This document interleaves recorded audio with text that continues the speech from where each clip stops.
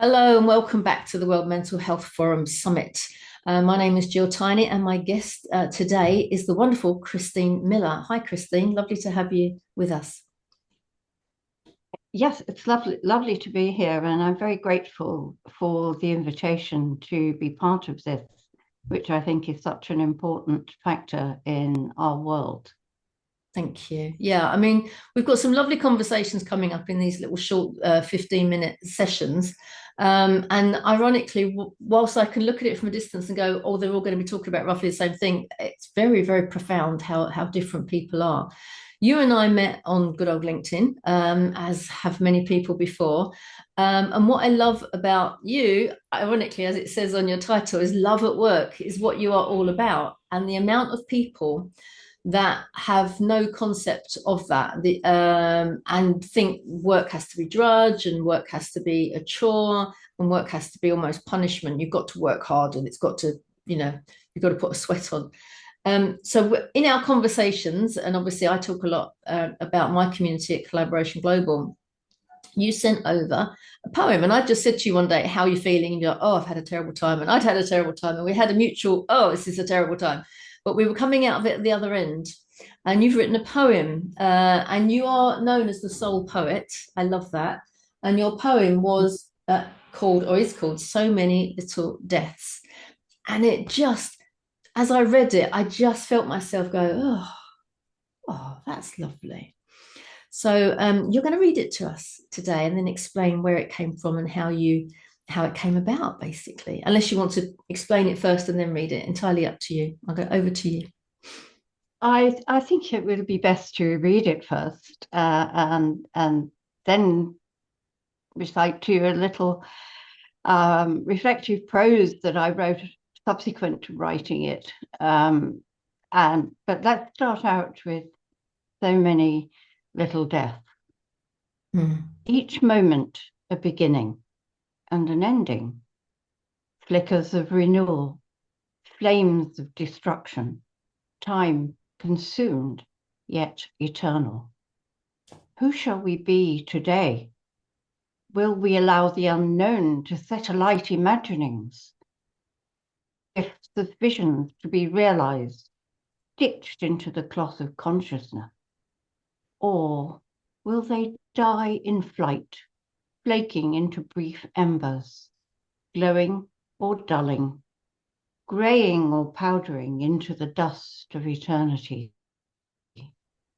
Reified in reflection, fertile nourishment for future flow, tender pulsing, eternal presence, indestructible creator of soul, forever engraved on the indelible palette of the dance with life and death.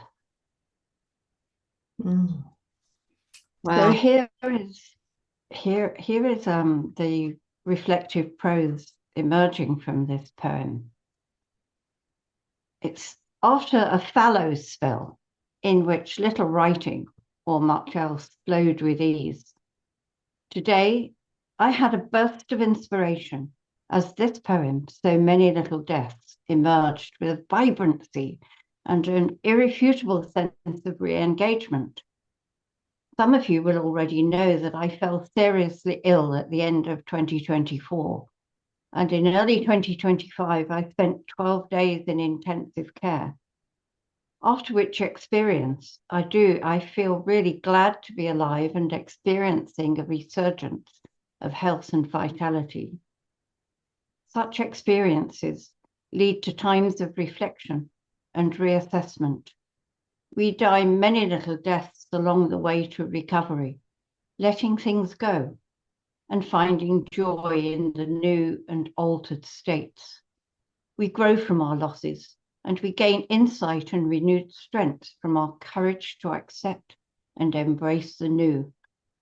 As it is in our lives overall, we adapt, we change, we transform, we pare down, and we build up. So many little deaths feels like a shift and a sublime breakthrough. This is a definite step in my courageous emergent self, with a powerful expression from experience and a sense of great joy. I have now a strong and lively sense of emergence, of resurrection even, as I come back to my life and my legacy projects with fresh ideas, great purpose and determination to step gracefully back into my commitment as a resource of love and to lead a movement towards greater harmony, peace and care in our world. And I wrote that on the 12th of May, 2025. So it's still quite fresh and I'm still pulsing with this sense of resurrection. Yes. I can see how the illness and the shock of that led to the poem and led to those reflections. How do you, looking back over like the end of 2024 and obviously the 12 days in intensive care, what's your gut remembering of that time? Is it from fear? Is it from acknowledgement? Where are you coming from when you look back at that time? Well, if I go back to that time, I was ill for weeks and weeks, and things seemed very heavy during that time before I was in hospital, because in November I fell over and broke my arm, my right arm, and I'm right-handed, and a lot of things happening in our lives, our personal life, that big challenges with the place we live, and just everything felt very, very heavy. And I'd been in pain and struggling for weeks and weeks. And in the end, we just said, this has to stop. I have to do something. I have to take control. I can't fade away. I can't. I have too much to live for. I have too much. I'm not finished. You know, I may not be 21 anymore, but I still got an awful lot of mileage left, and so absolutely, and things to complete, things that I really want to complete. So so we went to see the doctor, and that sort of was something, because she immediately sent me for a whole array of tests, and to go back the following day. We're currently in France, and everything happens through there. And so the following day I went back with the test results, and she sent me straight to hospital. Oh gosh. Straight to hospital, which was indicative of how serious it had become. And I think I was in a state of shock when certainly when we arrived at the hospital. It was quite a funny story, actually, that it was also during a big COVID outbreak. So everybody had to be masked up, and it was there was an overflow operating at the hospital, and there was all these rows and rows and rows of sort of almost camp beds, largely occupied by elderly people. And I can remember thinking, I hope they don't put me there. I really hope they don't just put me to one side over there. And they didn't. And the people looking after me were very, very gentle because of the broken arm. You know, I mean, this was not ideal to be on a stretcher and being bumped about in different places. And all of a sudden, there was this really angelic looking young man, probably in his 30s, by my bedside, saying, "This is my name. I speak English, and I'm a surgeon, and I'm here to look after you." And it was almost like, I don't know, if one of the angels had landed beside me. How lovely. Yeah.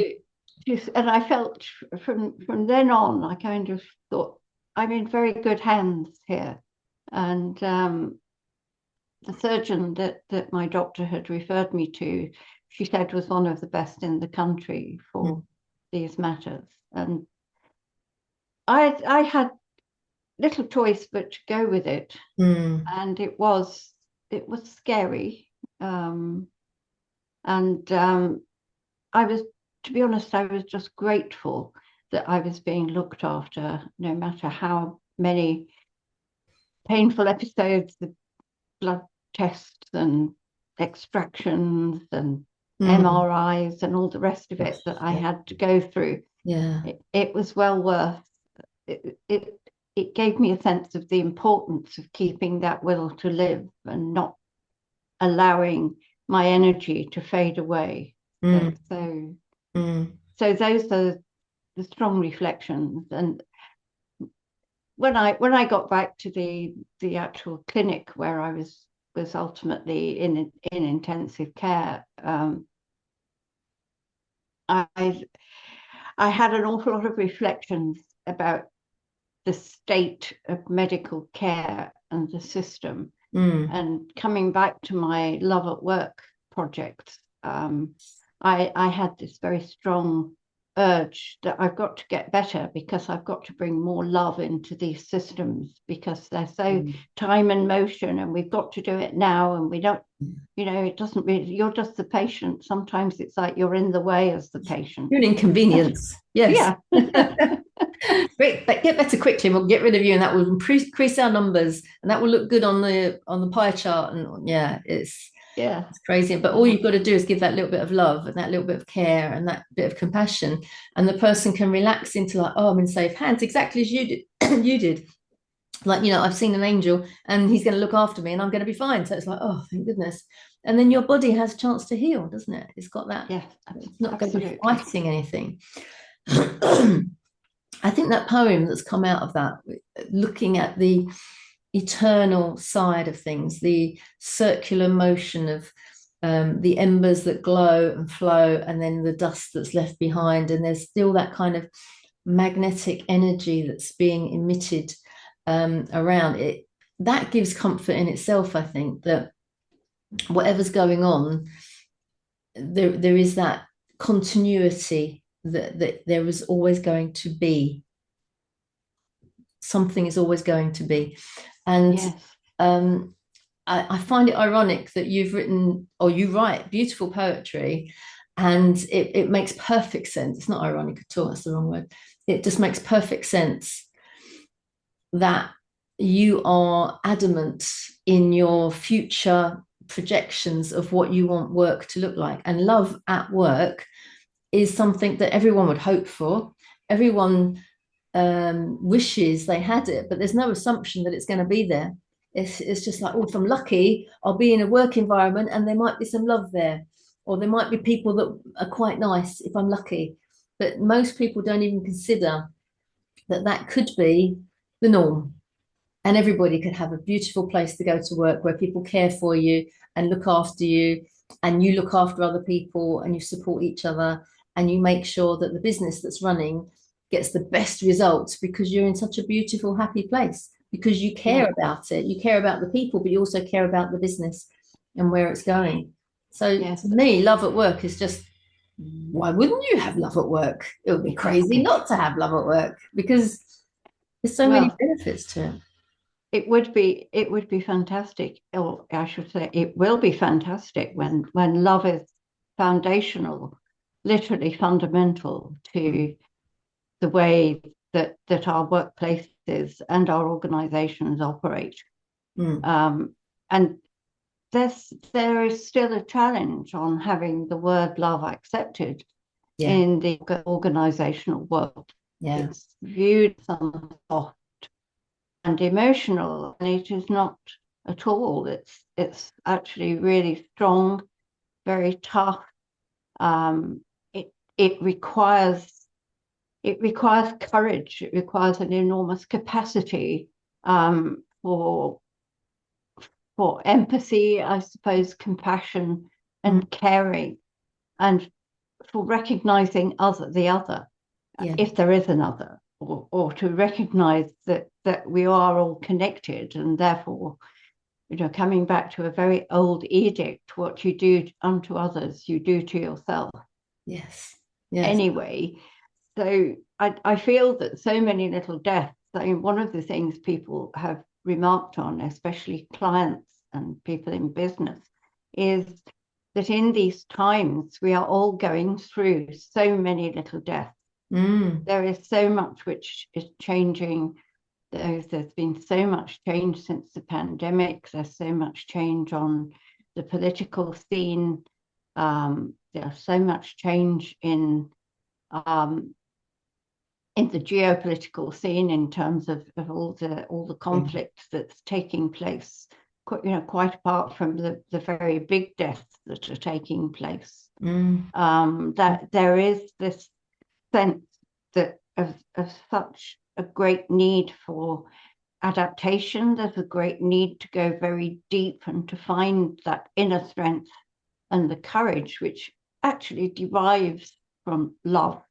Love is enormously strong, and always there, but knowing where to find it and how to look for it, because it doesn't necessarily come naturally to many people. And as I said, there is still resistance to it in the business and organizational world, although it is improving. It is becoming more acceptable to talk about the softer, the things that are named. I was just going to say that, even if they are actually the toughest things to incorporate into your business and into your way of thinking. And the decisions that are made about all our lives, that are made in boardrooms and cabinets,